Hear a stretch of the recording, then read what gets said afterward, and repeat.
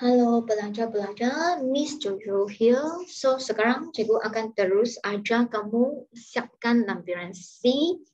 Kalau kamu ada ikut saya sebelum video yang saya sudah buat di sebelum ini, cikgu buat lampiran C di 4 bahagian lah. First is belian dan buang ulangan belian. Second is jualan tunai. Third one is jualan kredit. And sekarang is last part, lain-lain yang cikgu tidak pernah isi sebelum ini.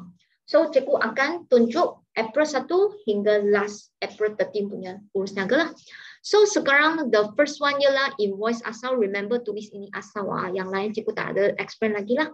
So second one here is voucher pembayaran. You need to write voucher pembayaran kerana dia bayar license guna voucher pembayaran. Letak di buku tunai kredit kerana kita bayar. So 2 April sini sudah isi. Yang lain, yang the next one 2 April menyelesaikan sepenuhnya baki hutang pembekal A. So sekarang you mau buat apa? You mau pergi tengok. So you mau pergi tengok you punya muka surat 2, you pergi tengok itu pembekal A. So you tengok cikgu punya pen sini. Here you mesti mau isi harga ini 1950 kerana dia sini tulis sepenuhnya full payment. So here you nak tulis 1950. Dan pembekal A punya nama you isi sinilah. So kita bayar cek kan. So kita akan guna keratan cek. Kita akan guna keratan cek dan akan letak di buku tunai credit side kerana bayar. So 3 mendepositkan tunai. That means you simpan tunai ke dalam bank. Kurangkan tunai yang ada di kedai kamu. So kita guna slip transaksi pembankan elektronik. Kenapa? You pergi guna itu mesin ATM kan, dia akan keluar itu kertas. Itu kertas ialah slip transaksi pembankan elektronik. So cikgu punya lah. So you tengok you punya school teacher lah. So saya akan rujuk sini April 2 680. Cikgu fix separuh lah. So here is 340. So here you nak masuk ke buku tunai kontrak. That means debit side dan credit side juga mau tulis. Then the next one, penerimaan cek daripada agent. So sini juga tulis menjelaskan sepenuh full payment. So juga refer baki permulaan. So here you tengok right hand side sini agent P dan Q. So here here the P right. So cikgu sini P here 1730. Q is 1670. So sini you isilah. Ini dua-dua nombor. Mesti sama dengan mula-mula ini 1730, 1670. So isi ini 2. So namanya tulis kedua-dua nama agent tu. So penerimaan cek kita akan terima receipt atau receipt rasmi salinan. Ada satu salinan. Cikgu dah ada tulis di sini. So you tengoklah kalau school teacher tulis receipt salinan dan you tulis receipt salinan.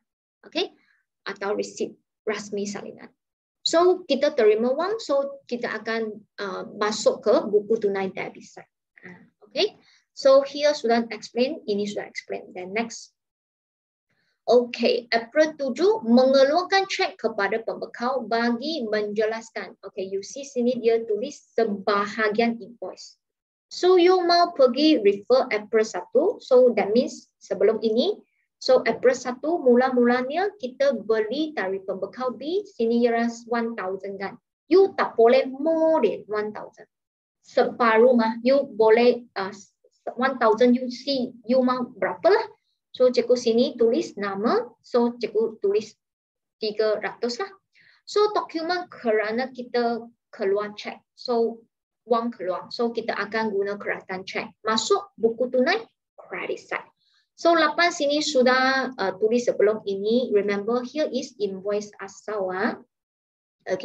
So 9 sudah explain sebelum ini. 9 juga. So sini mendeposit tunai. Masuk tunai ke bank. So slip transaksi pembankan elektronik yang sama sebelum ini. So akan rujuk ke 9 sini separuh. So separuh means 1360. 6 punya separuh.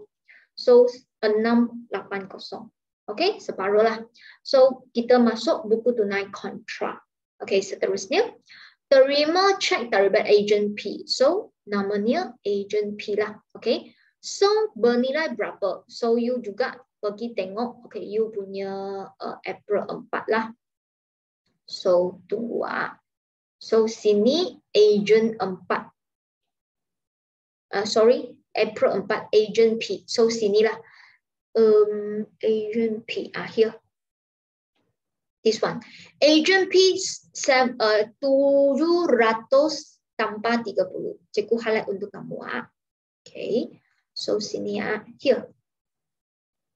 So, total is 730. Now, you akan receive. Dia hanya menjelas sebahagian. Okay, sebahagian. Ada tengok tak? So, sini 730. You hanya choose sebahagian lah. So, tak boleh more than 730. So, cikgu sini guna 230. So, saya terima cek, saya akte receipt rasmi asal di sini. Okay. Then here, kita masuk buku tunai debit lah. So, teruskan. 13 sudah explain, 14 sudah explain. So, next one. 15 sudah explain, 16 juga. Okay, 17 rujuk sini. Separuh.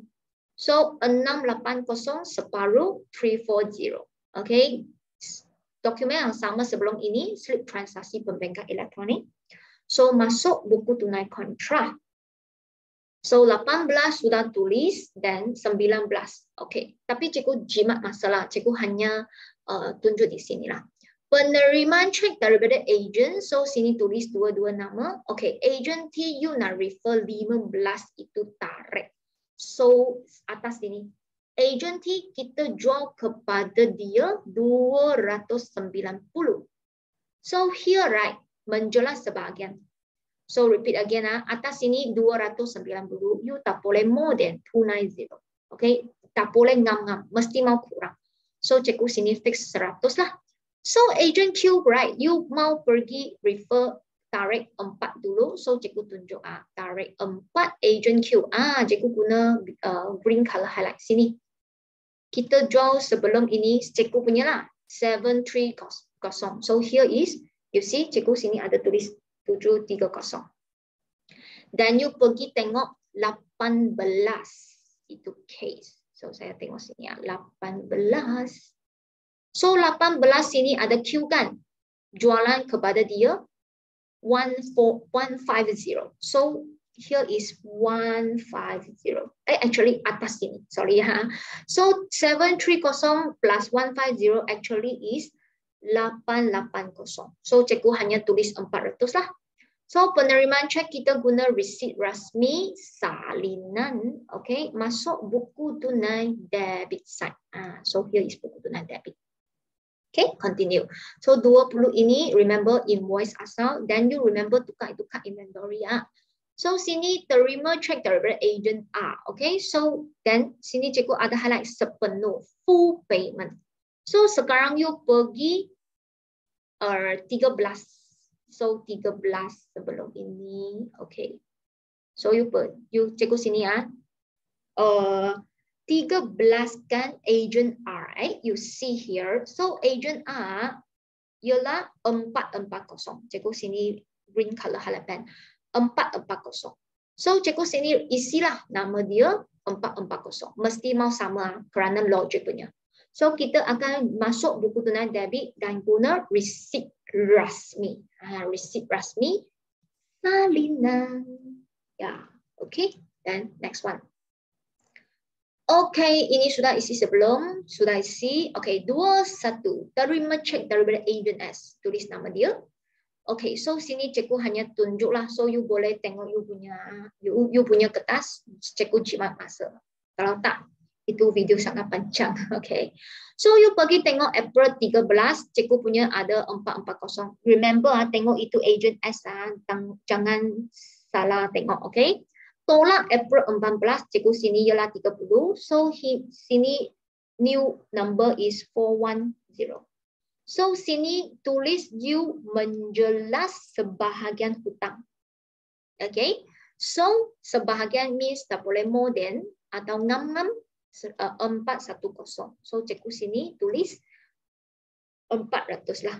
So terima cek kita masuk buku tunai debit dan kita menerima receipt rasmi salinan. Okay. Dan 22 remember belian kredit ialah invoice asal. Okay. So next one 23 sudah explain. 24 mendeposit refer 23 separuh. So 680 jadi 340. So menggunakan mesin deposit tunai sama sebelum SIP transaksi pembayaran elektronik masuk buku tunai kontrak. Dan 25 menjelaskan sepenuh. So pembekal B you mau tengok dari awal April 1 hingga sekarang lah. So cikgu sudah tulis, you boleh ikut lah. April 1 cikgu ada 100 yang berkaitan dengan B. April 5 tambah. Tolak April 7 plus April 21. So sini 1000 tambah 100 2100 minus 300. Cikgu sini ada 100. 1800. So menjelas sepenuh. So samalah, mesti sama. So pembekal B nama dia. Okay, so kita akan menjelas buku tunai kredit dan kita akan guna online transfer itu kertas ialah receipt pembayaran dalam talian. Kerana sini dia sudah tulis pembayaran dalam talian. You see, online transfer. So ialah kertas tu namanya itu. So 26 sebahagian. So half lah. So cikgu sini sudah tunjuk April 8, April 9, April 22. Sini minus, sini tambah. So cikgu akan kira dulu. So 200 tolak 40 ada 160. So tambah. So original ialah 760. Cikgu punya, you tengok you punya. So nama tulis. So sebahagian. So cikgu sini tulis 360 lah. Okay. Okay, so dia juga guna pembayaran dalam talian online transfer. So dokumennya lah sama punya dengan atas, receipt pembayaran dalam talian masuk buku tunai kredit set. 27 ansuran pinjaman kerana kita ada pinjam wang daripada itu catatan permulaan dia kata ada pinjaman, so kita ansuran bayaran itu. So 250 dengan cek. So kita akan guna keratan cek kerana bayar. Okay. Dan sini buku tunai kredit lah. Okay, congratulations, we are in the large page. Okay, so sini 27 sudah ajar sebelum ini. 28 bayar bil-bil, bayar. So kita masuk buku tunai kredit. So here you mau fikir satu logik punya number kerana bil-bil elektrik include air dan elektrik. So air dia sangat murah punya. Cikgu tahu sebelum inilah 36 lah. Tak tahu ada naik harga tak. Okay, so sekarang cikgu fix lah. Mungkin elektrik 300, air 50. So plus is 350. Okay, so dokumennya lah bil bayaran. Okay, the next one. Okay, 28 terima cek kita masuk buku tunai. So agency nama dia.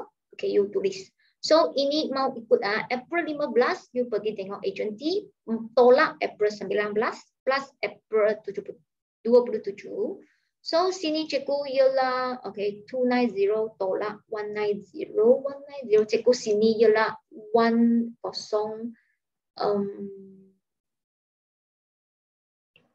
60. So sini dia tulis sebahagian. So cikgu guna 560. So terima cek kita akan tulis receipt rasmi salinan. Okay. Dan the next one, bayar gaji. Okay, bayar gaji kita punya dokumennya lah voucher pembayaran. Okay, masuk buku tunai kredit. Okay, dan 29 ini sudah siap sebelum.